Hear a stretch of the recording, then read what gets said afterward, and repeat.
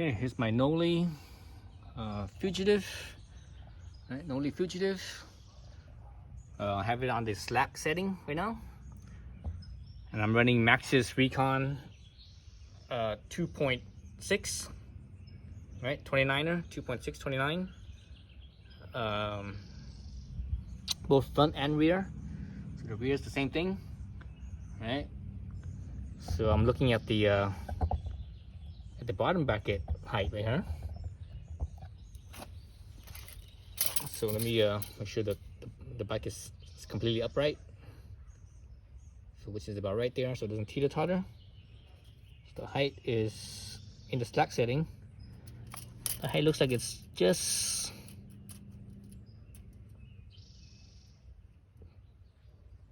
about 13 inches. So maybe barely over 13 inches. Like maybe 13th and what is that? 16th. So 13 and the 16th. So that's pretty low, I think, especially for technical riding. But you know, it's a slack setting, and the slack setting it always drops the bottom bracket. So I'm gonna adjust this to the steep setting and see what the height is. Okay, so you can see now I have it on the steep setting, right? Again, Knolly Fugitive, right? On the steep setting, the bike's in the exact same position on the ground as it was a moment ago. So now let's look at the height here. So again, at the bottom bracket, this is the center of the bottom bracket. So let's make sure that the bike is completely upright, which is about right there. So it looks like it's about 13 and a half or so inches, maybe slightly more.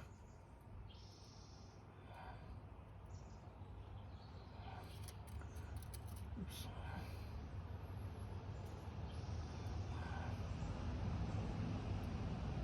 Actually slightly less. Well, yes, it's a little bit. Yeah, just let's call it 13 and a half inches. So 13 and a half inches in the steep head setting. So steep's cool, but you know, it's cool that has a higher bottom bracket, so I like that. But at the same time, the head angle I think is too steep. The steeper setting, I prefer the steeper seat tube and the high bottom bracket, but the head angle is too steep for my taste. I think the head angle is 55 3/4. Right? Not 55, what am I saying? 55. 65 3/4. Whereas the slack angle here, the head angle is 65. So 3/4 of a degree, you know, 0.75 degrees difference between the steep and slack head angle. 65 versus 65 and 65.75. Okay, so that's that. All right, so here I got my Knolly Fugitive, right, 138. I'm measuring the bottom bracket, right? So front wheel is Maxxis Recon 29er by 2.6. Rear wheel, just put in a new rear wheel. So you can see the rear wheel is also a Maxxis Recon 27.5 tire wheel by 2.6. So width-wise is the same, but you know, it's 27.5 versus 29. So the Fugitive, you know, it normally comes with a 29er, but I wanted to try the 27.5 and see how it feels. So let me measure the differences compared to a 29er. So on the 29er, you know that I've measured both slack and steep setting. So on the 27, you can't use the slack setting, otherwise the bottom bracket becomes too low. So you have to use the steep setting. So let's look at how that comes out. Let's see. So we have right. So everything's the same, right? As far as I could keep it consistently as possible.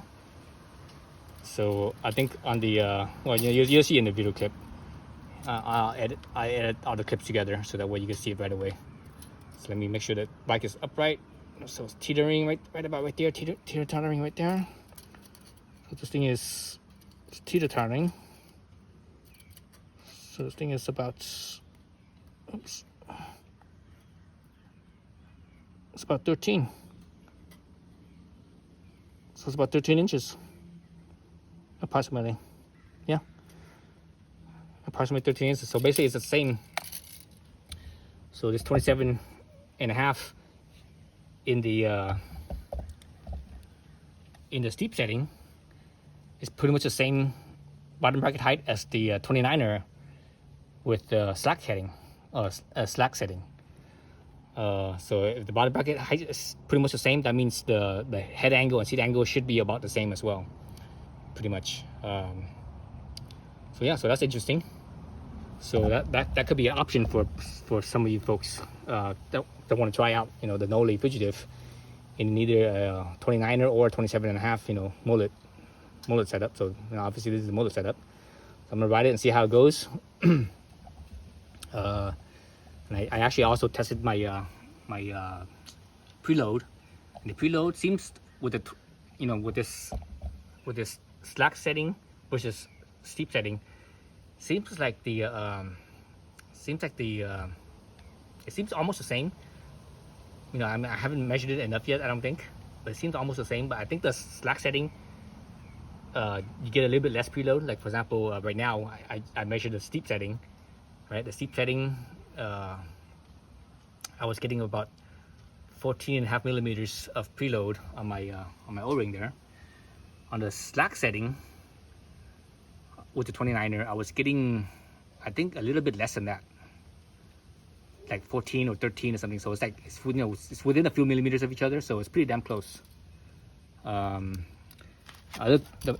so that's that. You know, so you have to maybe not adjust the shock preload. Probably don't. I don't think you do. You know, you just ride it as is and see how it goes. But the other thing, the main thing I think that's different, or you have to be concerned about, is the derailleur. So because remember this is a long cage derailleur for the 51 tooth cassette, right?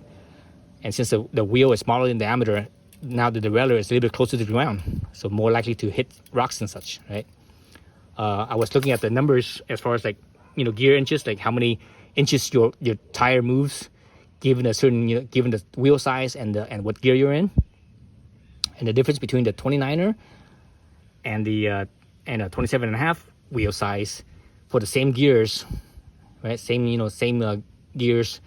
And I was measuring the biggest tooth, the 51 tooth here. The difference was, I think, about 4 inches or so, or so, somewhere around 4 inches, 4 gear inches. So you know, so you get that much more distance on the 29er versus 27. So that means, you know, the 27 is geared lower. So the 27 and a half with the 51 tooth is pretty damn low. It's even lower than the 52 tooth 29er. So if you were to, let's say, use a 27er or 27 and a half, it's possible that you could use like a 45 tooth Shimano, because the next size Shimano down is this one is the 51, the next size down is the 45, right? So you could use that, but if you use a 45 on the 27 and a half setup, the gearing is actually taller than the 51. So it's so somewhere between, you know, if you put out a 29er, it's probably going to be like, and it's actually it's even taller than the 50 tooth, so it's probably going to be like a equivalent to like a, if you use a 29er, a 29er wheel, the 27 45 would be equivalent to a 29, maybe 49 or 48, possibly somewhere around there. So it's a little bit taller. And I actually like that. If you know, if I were to throw in a 45 tooth one, I actually like that, because I feel that the 20 or the 51 tooth is too low. The gearing is too low. Even on the 29er, I feel it's too low. You know, if you're out of shape, I can understand. But if you're halfway decent shape, I feel like it's too low. I like the 45, but sometimes the 45 feels a little bit too tall. So it would have been nice if it was like a 49 or 48 as the biggest ring. you know, because I had the 50 tooth ring on a 29er, right? The SRAM NX is a 50 tooth really on a 29er, and that I actually like that more than the 51. And that was when I was out of shape. When I started getting into shape, I felt like the 50 tooth was still a little bit too low. It could have been a little bit taller, maybe a 49 or 48, you know, on a 29er. So anyways, those are my thoughts. So yeah, so I'm gonna run it around with as a motor setup for a while, and I will get back to you. You know, I shouldn't say it for a while. I should know. I should be able to tell the difference pretty much right away after a few rides to see how it feels. So hopefully I don't get my bottom bracket, or not my bottom bracket, the railer, the cage there get caught by rocks. What I am expecting from this 29er is, or excuse me, 27.5 is that it's gonna ride a little bit bumpier, because you know the 27.5 smaller wheel diameter, it doesn't roll over bumps as well as a bigger diameter, right? So, but at the same time, it's a little bit smaller, a little lighter. It's gonna be a little bit easier to maneuver, even though the wheelbase is the same, right? This thing doesn't have an adjustable wheelbase, so wheelbase is the same. I'm not sure when you change the slack or steep setting if that changes the wheelbase. I don't think it does. It's possible that it might, but I don't think it does. Or if it does, it's like it probably only like a couple millimeters, so it's kind of insignificant. Yeah, so I'm looking forward to seeing how this setup rides. All right, that's it. Thanks for watching.